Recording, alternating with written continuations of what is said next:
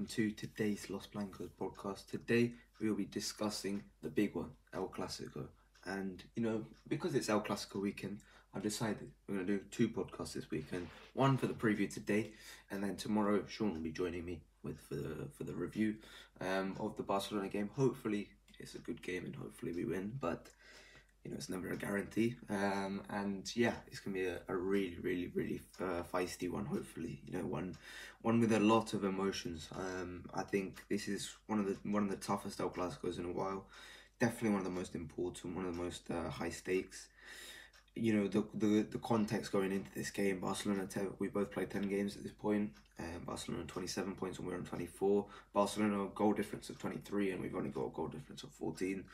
But the big context going into this game is obviously our unbeaten run. We are currently on 42 games unbeaten, and we need one more to match Barcelona's current unbeaten streak, which is 43, which is the record in La Liga, and it's definitely one in which I want to take it. I want that record from Barcelona. But obviously Barcelona stands in our way to take it. So as long as we don't lose, we get that record. But that's not the only thing I want. I want to be able to match Barcelona in the league right now as well. And it's going to be a difficult one because Barcelona so far this season have been absolutely fantastic. I can't not say that they've been by far and away the best team in Europe. I think Man City have been dodgy at points. Arsenal have been dodgy at points. We've been more than dodgy at points. Other teams, PSG, I don't really trust them. Bayern Munich, we saw what Barcelona did to Bayern Munich midweek. In my opinion, Barcelona are the best team in Europe right now. They're playing and they're like that. They're playing really damn well. And yeah, I mean, let's talk about it. Let's talk about Barcelona because that's how we do these previews. We talk about the other team first, always. Let's talk about the main men that are running this Barcelona team right now. First man, I think, for me is obvious. Is Rafinha. He scored a hat-trick in the week against Bayern Munich. So far this season, he got 9 goals and 6 assists in all competitions. He's been absolutely fantastic. So much better than he has been last year and the year before. And it's just, I think this new management for Rafinha has done him absolute wonders because Hansi Flick has worked him in the way that Rafinha wants to play. He wants to play like this because if you remember at Leeds, Marcelo Bielsa had him working like a dog while also being the best player on the team, and I think that did him so well. And I think that's what Hansi Flick's doing right now. He's making Rafinha not ultimately a focal point in terms of the build up of the team, but he's always there to finish the chances off. And then obviously off the ball in trying to win it back, he is an absolute dog. He will run and win the ball back no matter what. And that's something which I admire about Rafinha. I've always have. I remember a couple of years ago when he was at Leeds when we suggested him to go on the right as an option for us. Obviously that was before Barcelona got involved, and I think he just is very damn good at what he does. He's very clinical. So far this season he's been fantastic because I looked at the XG and the goals scored as well. He's getting a lot of XG, but he's scoring from all that XG as well. So this guy's getting quality chances. He's making himself quality chances, but he's also scoring quality chances, and that's the important thing. He is just making chances for himself and scoring them. And we saw against Bayern Munich midweek, three good chances he got and 3 goals he scored. That's as clinical as you want it, right? And he's playing so well at the point where every chance that he gets, he's going to finish it off. And that is the danger that we're going to come up against here because you don't want Rafinha to get those chances. And that's something I think is definitely should be looked at when we're talking about our plan for this game. But yeah. Definitely look into Rafinha. And one more thing I think I should say is that he's got 3 key passes so far this season as well per game.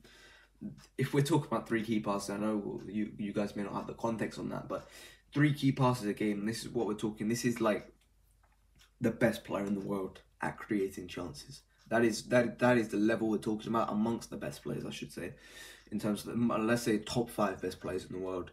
You know, this is like levels that, you know, De Bruyne was getting in his prime, you know, per game.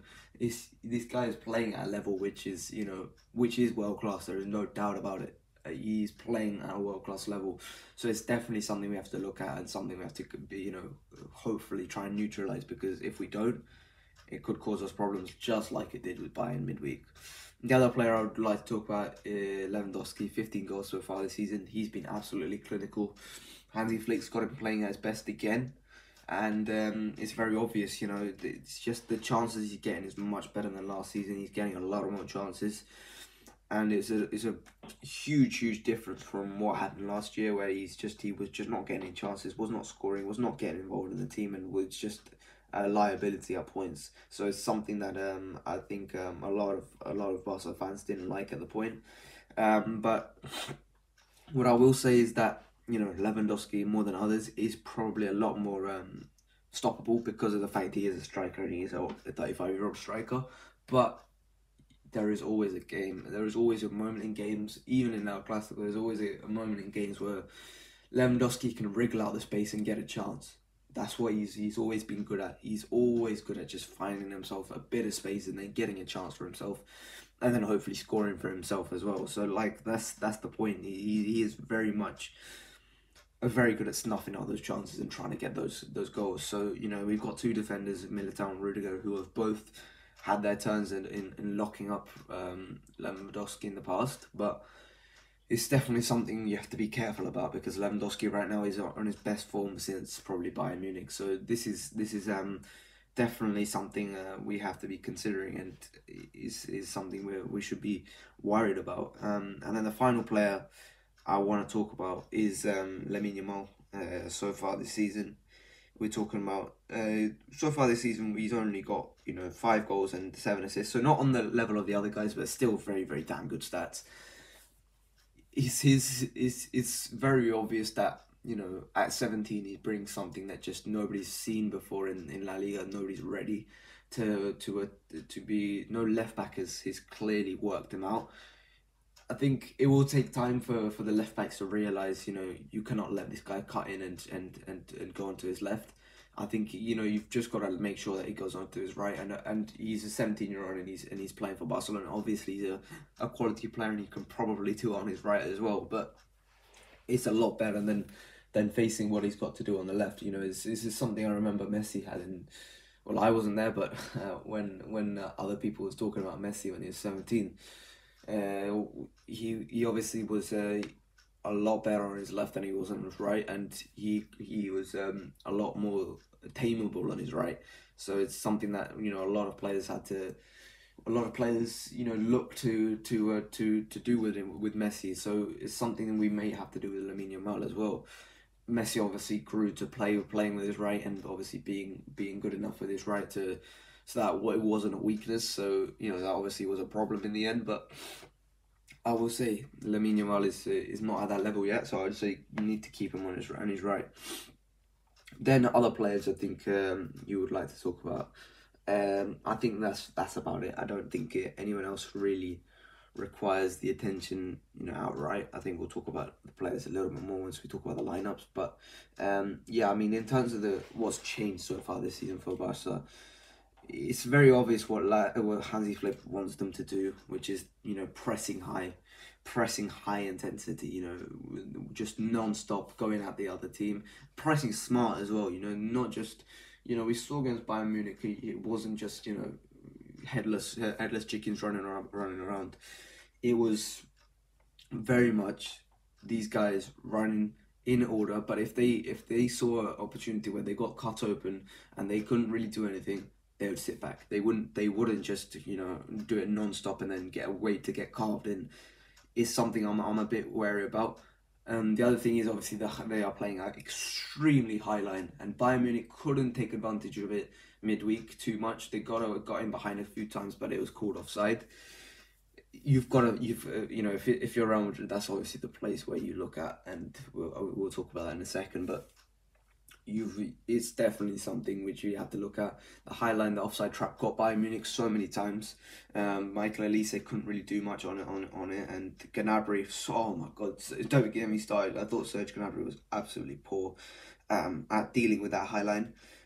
So yeah, I mean it's definitely something we have to look at, that high line, and obviously the last thing is they're in possession. They've been absolutely blistering.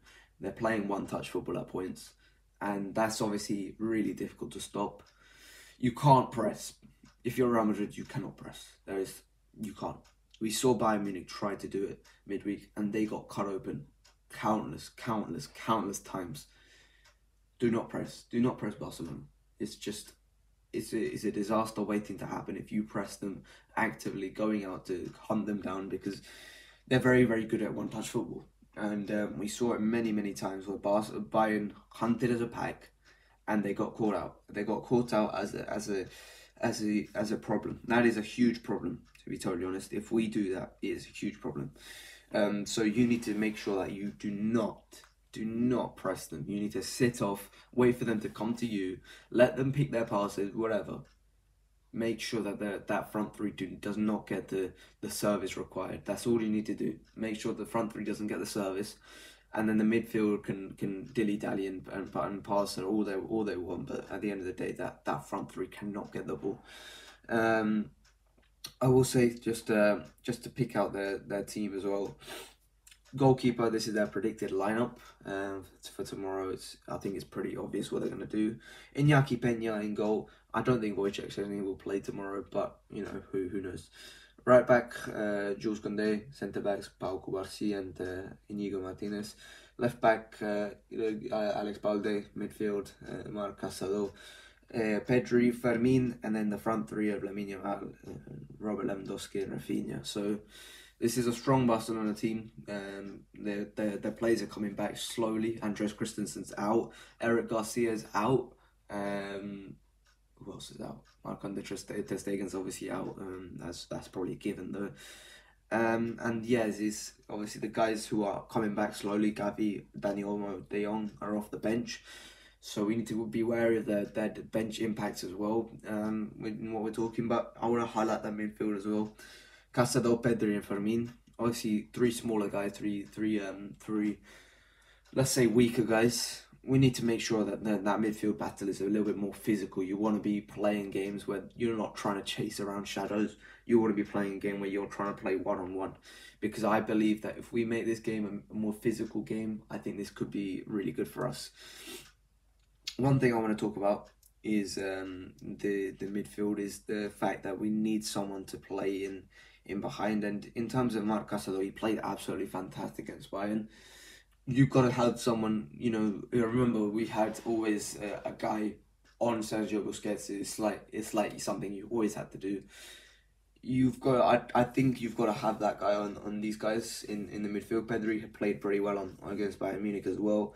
Fermin Lopez is obviously, I think Fermin's very, very difficult to account for, because he's always moving around, and that's something you've got to be careful about, because he's buzzing around and somewhere you don't want him to be. So the midfield three have to be wary, and they have to be cautious, and they have to be ready for a lot of movement, a lot of moving about, and being able to count for each other, being able to fill in each other's positions and stuff like that. You cannot leave spaces. If Tchouaméni moves to the left, Fede has to drop into the defence, or if Fede has to cover for Lucas Vasquez on right back, or Militao on right back, we'll discuss that in a second. If Fede has to drop into there, then I don't know, whoever else is playing, Jude has to drop into the right back, right central midfield position and stuff like that. All of this, these different dynamics have to work into play, and they have to work together. Otherwise, Barcelona, they've got intelligent players in that midfield. They will see that space, they will cut you open, and then all bad things will happen. All bad things will happen at the end of the day. So that's something you have to be careful. But let's talk about Real Madrid. I think I've held out for long enough. In terms of the team news, we've obviously all heard it. Rodrigo's out, Courtois is out. We can't catch a break at this current moment in time. Courtois is probably the more important one right now, because Courtois has been playing at a level right now is amongst the best he's ever played for Real Madrid right now. And I just really do, I miss him right now because, you know, if he's not playing in goal in midweek and it's Andrew Lunin, I think we lose that game, to be honest. You know, that save he made on Maxi Bayer towards the end of the game, and a couple of the other saves, you know, the save on Julian Brandt as well, is saves that, you know, nobody else makes in the world. So it's something I'm really sad about, missing Courtois for this game.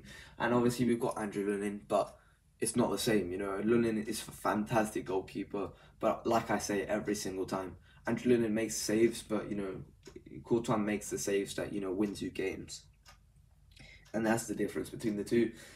I'm a bit worried about that, but what can you do? You can't really do anything about it. You've just got to go in for it and hope that Andrew Lunin steps up, which, you know, he has done in the past and he will do. So Andrew Lunin in goal.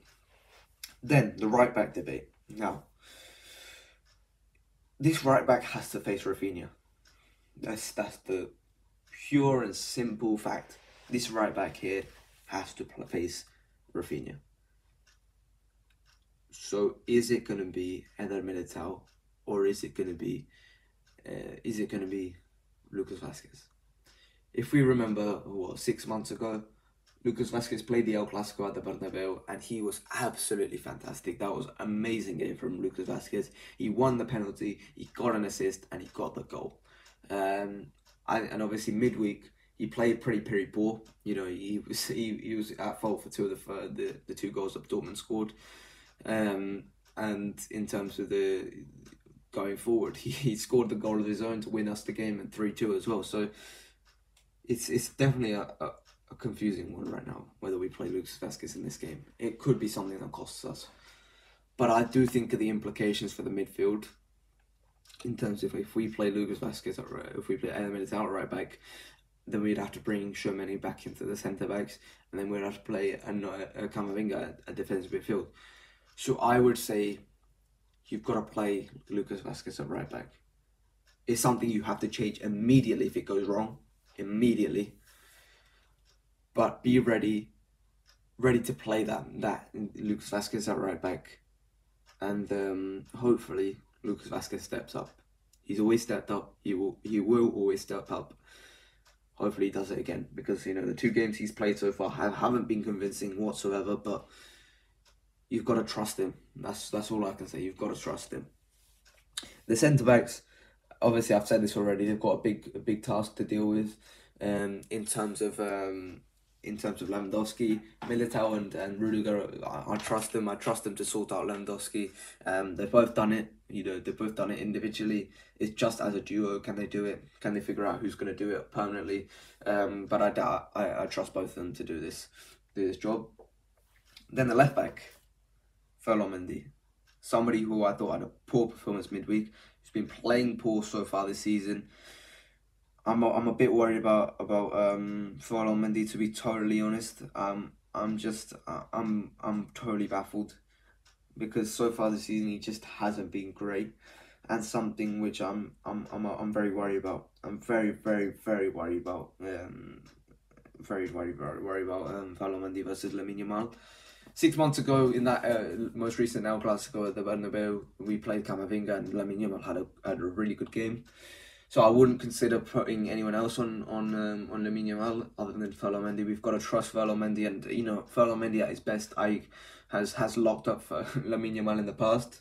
But on current form for both these guys, I'm not trusting right now. I'm not trusting Ferland Mendy. So it's definitely something I'm worried about. Something you guys should definitely be worried about. But what can you do? There's no other defender I really want at his best on Lamine Yamal. So, you know, you just gotta trust Ferland Mendy. But it's something I'm a bit worried about. Then the midfield 3. I want to talk about this. Midfield 4, I should say, as well. Obviously Rodrigo's out, so that means we're gonna have to drop in an extra midfielder.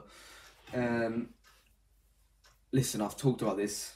I said we need to make this midfield battle a bit more physical. That being said, we need to make play an advantage in the fact that we need to play playing behind that defense. And if we play a midfield four of Tchouaméni, Valverde, Camavinga, and Bellingham, I don't think we'll be able to take advantage of that defense as much as we should. So therefore, I'm going to say a midfield of Tchouaméni, Modric, Valverde, and Bellingham. I think it should be that simple. Because I think Modric will be able to take advantage of that team. He played absolutely fantastic in the second half against Dortmund. As soon as Dortmund scored their second goal, Modric turned it on and played fantastically. It's something we have to play like, and something we have to do. Play like a team that wants to play like a team that's losing 2-0 already from the minute 0. And yeah, I think Modric is in a much better position to take advantage of that team. And obviously that gives us the opportunity to bring Camavinga off the bench, which is a huge positive. You know, Camavinga is clearly the best of these guys off the bench, in my opinion. And especially if it's a tired legs and Barcelona winning 3-0 or whatever, then Camavinga comes off the bench and he plays fantastic, and he does as well off. Or if we're winning at that point, we're winning 2-0 and Camavinga comes off the bench, he gives us that bit more steel off the bench. He gives us the fresh legs off the bench. I think Camavinga comes off the bench and he plays fantastically, to be honest. So I would say this would be my midfield. One more thing about Jude Bellingham. I think Jude Bellingham has to play really high, almost as a striker, to be honest. Yeah, I think it's because, in my opinion, I think we're in a lot better position if Jude Bellingham plays like that, because of the fact that we need to win the ball up high. We need to make sure that somebody's there to knock it down. Somebody's there to release the pressure on our defence. And I'm sorry, Mbappe and Vini cannot do that. They can't knock the ball down and win the headers against the defence. Only Jude Bellingham in our attack can really realistically do that. So I think Jude Bellingham would be my choice to go up front. Ultimately, I think he would be a lot better. And let's not forget who scored the winners against Barcelona 2 times last season in La Liga. That is, we didn't make enough of a fuss about that, to be totally honest, because he scored two winners against Barcelona in La Liga in his debut season. Last minute of the game. In a 2-1 and a 3-2 in both games comebacks, Jude Bellingham scored winners. That is ridiculous. I'm sorry, that was absolutely ridiculous. And yeah, that's something we have to feed off of again, because Jude Bellingham clearly loves playing against Barcelona. So let him shoot, let him play, let him do what he wants, because that is what I want to see. And then the front two, the main headlines, obviously Vinicius Jr., who will be collecting his Ballon d'Or on Monday, and then Kylian Mbappe as well. These two have to play. These two have to step up. They have to. I'm not having any of this. Jules Koundé is playing at right back, and you're not going to be facing Ronald Araujo. These two always play well against Barcelona. They always play well against Barcelona. Play in behind, play these guys in behind, and constantly attack that defense. Even if he's offside, don't be worried. Just play in behind. Vinicius Jr. is fantastic at this, and he will do this constantly. Just cause issues for that defense. Make them drop. Make them be nervous. And he caused the issues, last year in the Supercopa final, where he scored a hat-trick, Vinicius. And Mbappe's caused issues for Highlines, for Hansi Flick Highlines as well in the past against Bayern Munich. I remember that game where, Kylian Mbappe was constantly torching that Bayern defence. Do it again. Just non-stop. Attack, rinse, and just keep going. And one more thing I would like to say. In games past, I've been talking about the fact that these guys have provided zero on defence. I don't mind if they do that today, because, at the end of the day, I want to see them attack, and that's it. Do we remember, I brought this up last week in terms of the Ronaldo thing in El Clasico, where we lost 5-0 and Ronaldo ran. Jose Mourinho told him not to run. I think, it's a similar situation here. Make sure that Vini and Mbappe do not run. They should track back. They should get back and make sure that their bodies in the defense. But in terms of actively pressing, no active pressing, please. Do not actively press. That is all I ask from these guys.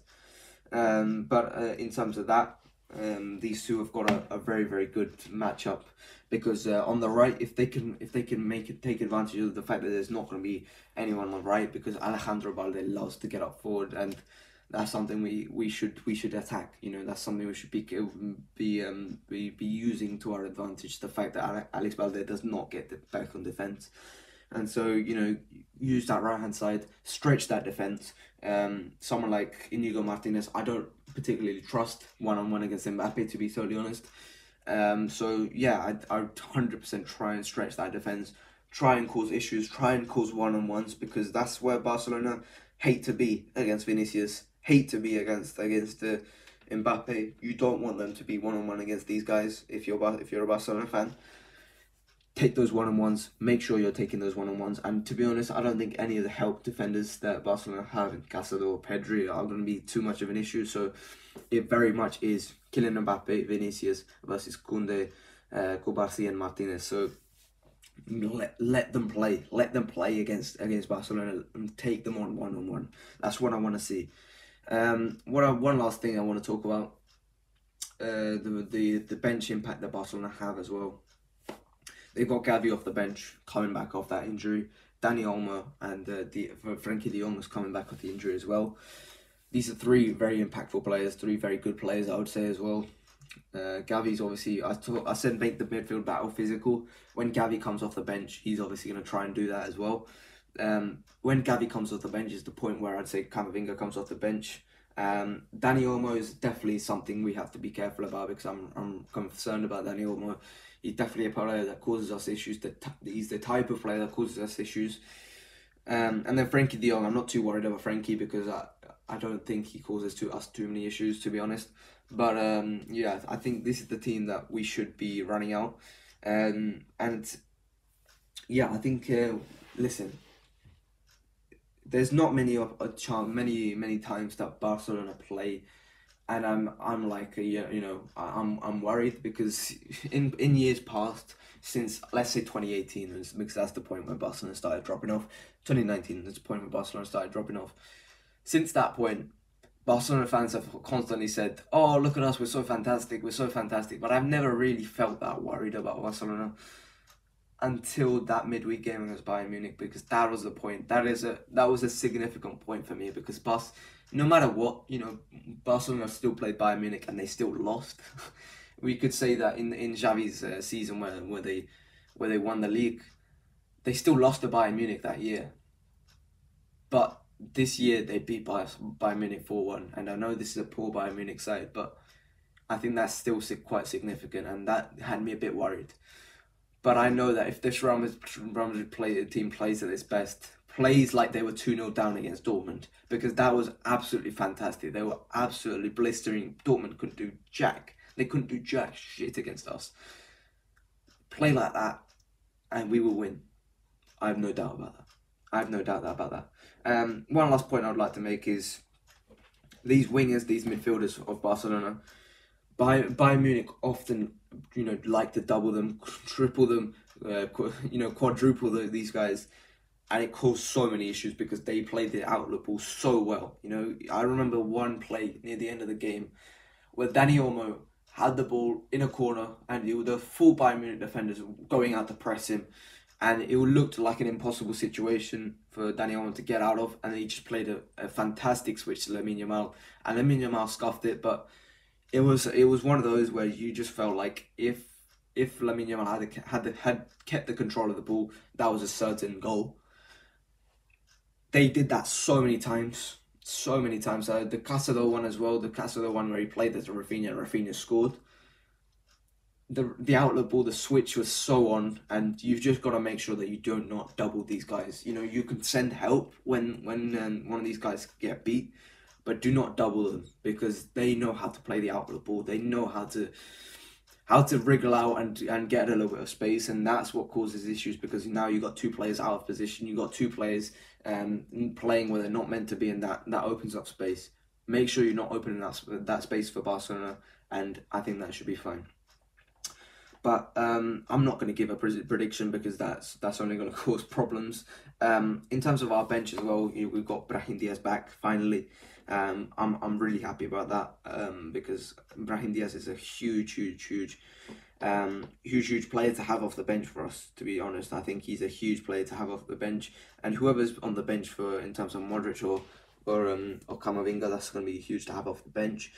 Arda, I want to see Arda playing a little bit more, and someone like Dani Ceballos should be playing a little bit earlier because Dani can definitely cause issues for that Barcelona midfield, running and beating the press and beating all that. And I think that would be something I'm intrigued about using in terms of Dani Ceballos. So those are the three guys I would be looking to coming off the bench. I know a lot of Real Madrid fans don't want to see Dani Ceballos, but I would like to see Dani Ceballos in this game. But that is it for today. Obviously, we'll be back tomorrow, hopefully reviewing a win. But right now, we're not sure. And that is it for today. Hope you guys have enjoyed. Please like, subscribe. I'll see you guys later. Bye-bye.